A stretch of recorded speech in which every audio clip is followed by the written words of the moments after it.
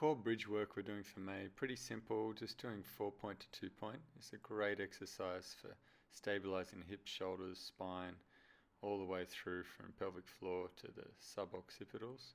So here, just lifting one leg at a time in the opposite hand, but not extending out, just keeping it in this vertical position for the arm and the femur.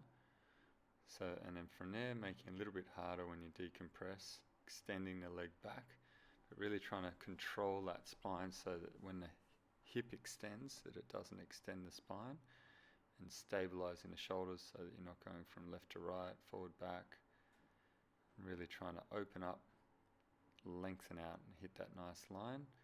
From here, going into the arm and the leg. So coming out on a Y position with the arm makes it a lot easier for the lower trap to fire.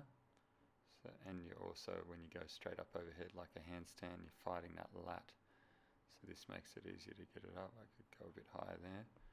But really trying to feel the lower trap, as well as the whole trapezius work in that cross sling, opposite arm and leg, so the glute and opposite lat and trap.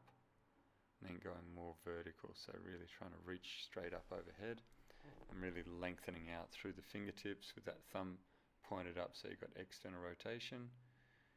Really trying to control that line. Could do a bit more there, but working on it. So just trying to really get that length, but then create that stability when that cross bracings occur. So here you can see it from front on. So when I'm decompressing one side to the other, I have to work really hard to not let the shoulders or the hips shift as I want to as you take the opposite arm and leg off. So keeping that nice tongue position, core strong. We're doing 90-30 for these. So working 90 seconds, nice slow reps, and then 30 seconds rest in between, then going again for 3 sets for the 6 minutes. Give it a go. Let me know how you go. See you soon.